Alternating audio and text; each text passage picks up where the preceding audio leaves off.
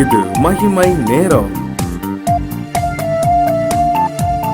கிறிஸ்துவுக்குள் மிகவும் பிரியமான மகிமை தொலைக்காட்சி நேயர்களை இந்த மகிமை நேரம் நிகழ்ச்சியிலே சந்திப்பதில் மிக்க மகிழ்ச்சி அடைகிறேன். ஆம் பிரியமானவர்களே, இந்த நிகழ்ச்சி நிச்சயமாக நம்முடைய ஆவிக்குரிய வாழ்விற்கு பிரயோஜனமாக இருக்கும் என்று சொல்லி கர்த்தருக்குள் நான் விசுவாசிக்கிறேன். கர்த்தர் நமக்கு பாராட்டுகிற இந்த மேலான கிருபைகளுக்காக தேவாதி தேவனை நான் ஸ்தோத்திரிக்கிறேன். கிறிஸ்துமஸ் காலங்களுக்குள்ளாக நாம் வந்திருக்கிறோம்.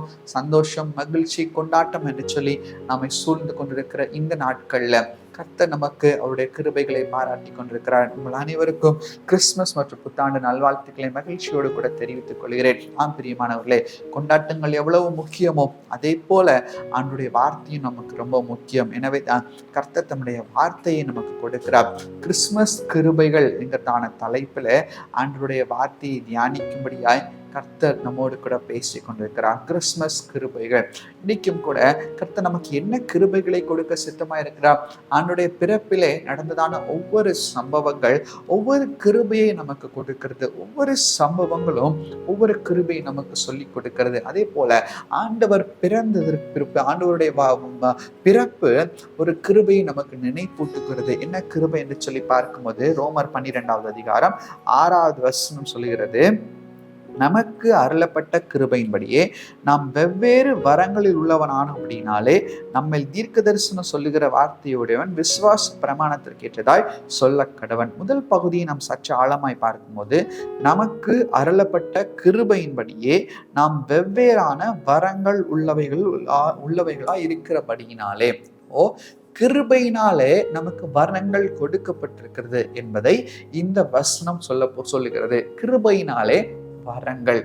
ஆண்டவராய் இயேசு கிறிஸ்து இந்த உலகத்திற்கு வந்த பிற்பாடு அவருடைய வாழ்க்கையை குறித்து நாம் ஆராய்ந்து பார்க்கும்போது, ஆண்டவர் எங்கெல்லாம் செல்கிறாரோ அங்கெல்லாம் 18 வருடங்கள் 30 வருடங்கள் வியாதியா இருந்தவர்கள், மருத்துவத்தால் குணமாக்கப்படக்கூட முடியாத அநேகர், ஒருவேளை இதற்கு என்ன, இந்த நோய்க்கு என்ன மருத்துவம் என்பது கூட தெரியாமல் இருந்த அநேகரை கர்த்தர் நடந்து சென்ற போது சுகமாக்கினார்.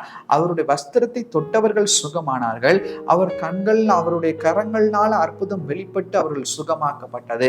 இப்படியெல்லாம் வேதத்துல நாம் வாசிக்கிறோம். அப்போ ஆண்டவர் இந்த உலகத்துல பிறந்ததுனால தான் காலாகாலங்களாய் வியாதியஸ்தர்களாய் இருந்தவர்கள் சுகமடைந்தார்கள். அவரை யாரெல்லாம் விசுவாசித்தார்களோ, யாரெல்லாம் அவரிடத்துல நெருங்கினார்களோ, யாரெல்லாம் அவருடைய அன்பை புரிந்து கொண்டு அவரிடத்துல வந்தார்களோ அவர்களெல்லாம் சுகம் அடைந்ததை நாம் பார்க்கிறோம். கர்த்தர் இதெல்லாவற்றையும் அவர் செய்திருக்கிறார். ஏன்? அவர் பிதாவுடைய குமாரன், அவர் தெய்வத்தன்மை உடையவர். அவர் தெய்வத்தன்மை உடையது நிமித்தமாக அவர் மூலமாய் இந்த அற்புத சுகம் வெளிப்பட்டது. அவர் மூலமாய் தீர்க்க தரிசனங்கள் கிரியை செய்தது. அவர் மூலமாய் அநேக காரியங்கள் கிரியை நடத்தித்ததை நாம் பார்க்கிறோம்.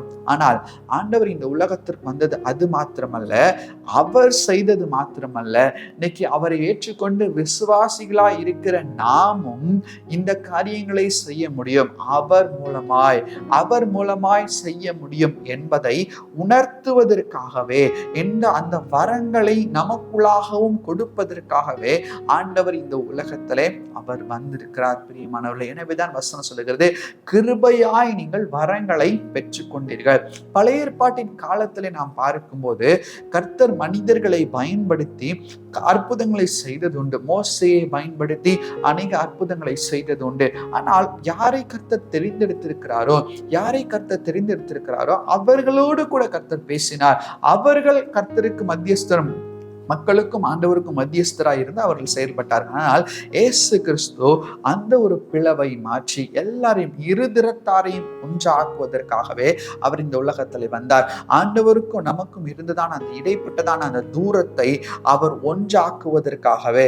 அப்போது இதற்கு இடையிலாக காணப்பட்டதான எல்லா விதமான பிரிவினைகளும், எல்லா விதமான இடையிலான காரியங்கள் எல்லாவற்றையும் எடுத்து போடுவதற்காகவே ஆண்டவர் இந்த உலகத்திலே பிறந்தார். இந்த உலகத்திலே மனிதனாய் பிறந்தார். அவர் மனிதனாய் வரவில்லை என்று சொன்னார். அவர் சொன்னார், என்னால் செய்யக்கூடுமானால் நீங்கள் விசுவாசித்தால் இது உங்களால் செய்யக்கூடும், என் மூலமாய் உங்களால் செய்யக்கூடும். பிரியமானவர்களே, அப்ப இன்னைக்கு கர்த்தர் அந்த வரங்களை நாமும் கிரியை செய்யும்படியாக அவர் இந்த உலகத்துல பிறந்திருக்கிறார். கிறிஸ்துவுக்குள் பிரியமானவர்களே, அப்போஸ்தலர் 12வது அதிகாரத்துல அநேக வரங்களை குறித்து நாம் வாசிக்கிறோமே.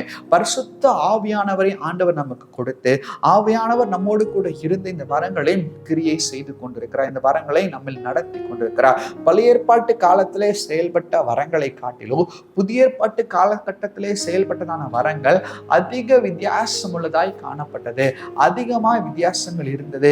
சாதாரண பேதுரு நடந்து சென்ற போது வரங்கள் செயல்பட்டது. ஆண்டவரோடு கூட இருந்த பேதுருடைய சால்வையை தொட்ட போது வரங்கள் செயல்பட்டது.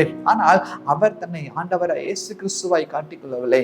இயேசு கிறிஸ்துவின் மூலமாய், ஆண்டவருடைய பிரசன்னத்தின் மூலமாய், தேவ சமூகத்தில் இருந்ததின் மூலமாய், பேதுருவின் மூலமாய் இந்த வரங்கள் செயல்பட்டது.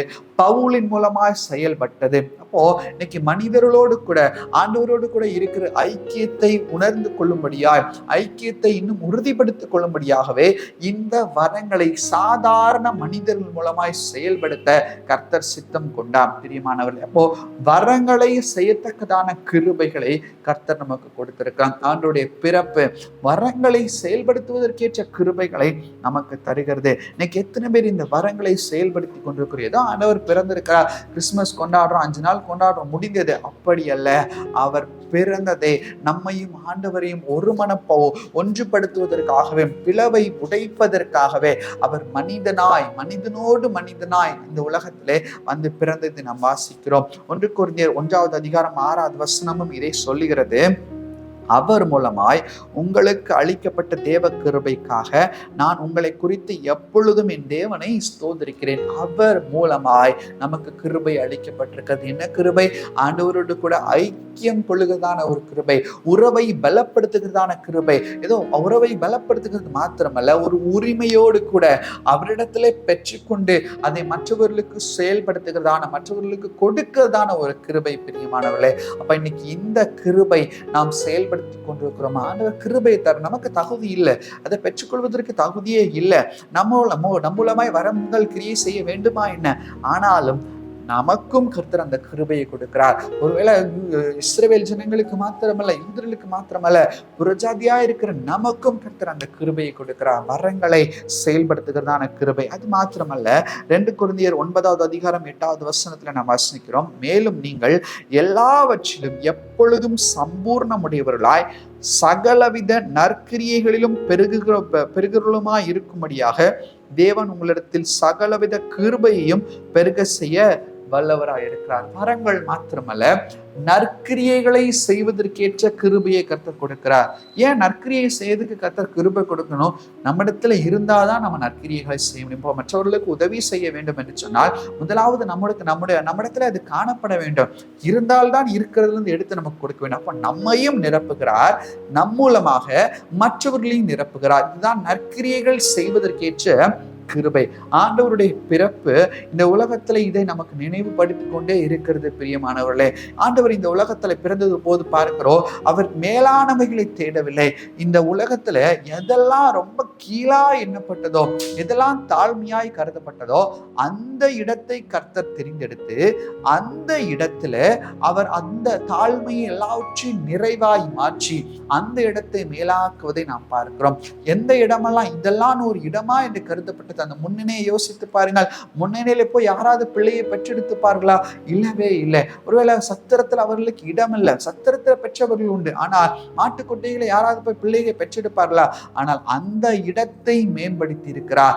அந்த இடத்தின் மூலமாய் நற்கிரியைகள் அந்த இடத்துல நடைபெற்றிருக்கிறது. எங்க தகுதி இல்லையோ, எந்த இடத்துல இடம் இல்லையோ, எந்த இடம் உதாசீனமாய் கருதப்பட்டதோ அந்த இடத்துல ஒரு குழந்தை பெற்றது என்கிறதான ஒரு நல்ல ஒரு கிரியை அந்த இடத்துல நடப்பிக்கப்பட்டிருக்கிறது. இன்னைக்கு அதே போலதான் ஒருவேளை எனக்கு இல்லை, எனக்கு தகுதி இல்லை அப்படின்னு நீங்க நினைக்கலாம். ஆண்டவரே கிருபை தாங்க, இன்னைக்கு அந்த நற்கிரியைகளை நான் செய்வதற்கேற்ற வாஞ்சை எனக்கு இருந்தா போதும். அந்த வாஞ்சையை அவர் கிருபையை கொடுத்து நிறைவேற்றுகிற அந்த கிறிஸ்துமஸ் காலத்துல எத்தனை பேருக்கு உதவி செய்ய யோசிச்சு பாருங்க.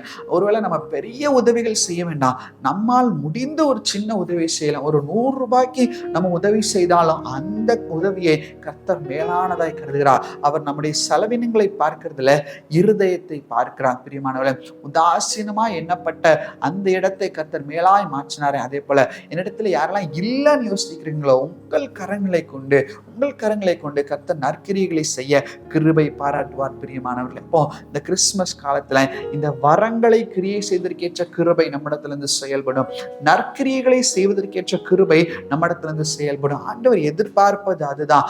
நீங்கள் மத்திய 25வது அதிகாரத்தில் நம்ம வாசிக்கிறோம், நான் பசியா இருந்தேன், நீங்கள் எனக்கு ஆகாரம் கொடுத்தீர்கள், நான் அப்போ ஆண்டவர் சொல்கிறார், நான் பசியா இருக்கிறவர்களுக்கு ஆகாரம் யார் கொடுத்தார்களோ இந்த சிறியர்கள் ஒருவர்களுக்கு நீங்கள் இதை செய்தீர்களோ அது எனக்கே செய்தீர்கள். ஆனால் மற்ற புறத்தாரை பார்க்கும்போது நான் பசியா இருந்து நீங்கள் எனக்கு ஆகாரம் கொடுக்கவில்லை. ஏன்? அவர்களிடத்துல அந்த நற்கிரியை வெளிப்படவில்லை.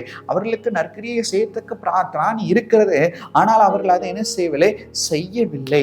ஆனா இன்னைக்கு நம்முடைய வாழ்க்கையில அதை கர்த்தர் எதிர்பார்க்கவில்லை. நான் உனக்கு செய்தற்கேற்ற கிருபையை கொடுக்கிறேன், நான் நினைச்சாதான் இந்த உன்னால செய்ய முடியும், அப்ப நான் நினைத்திருக்கிறேன், உனக்கு கிருபை கொடுக்கிறேன், நீ அந்த காரியங்களை நடப்பிக்க வேண்டும் என்று சொல்லி கர்த்தர் நம்மிடத்துல பேசுகிறார். பிரியமானவர்களே, அப்ப நற்கிரியைகளை செய்வோம், வரங்கள் நம்மிடத்திலிருந்து கிரியை செய்யட்டும், அதற்கேற்ற கிருபைகளை கர்த்தர் நமக்கு தந்து வழி நடத்துவாராக. கண்களை மூடி நாம் ஜெபிப்போம்.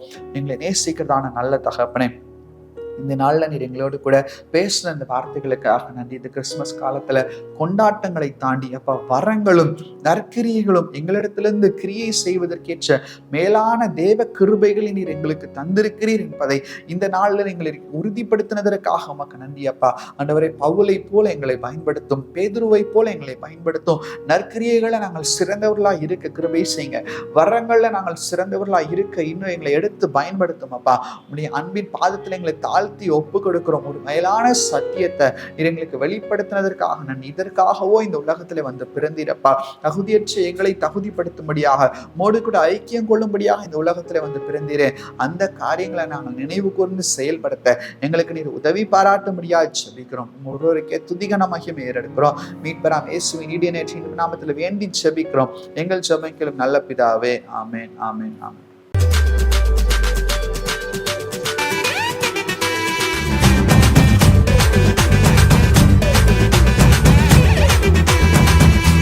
மகிமை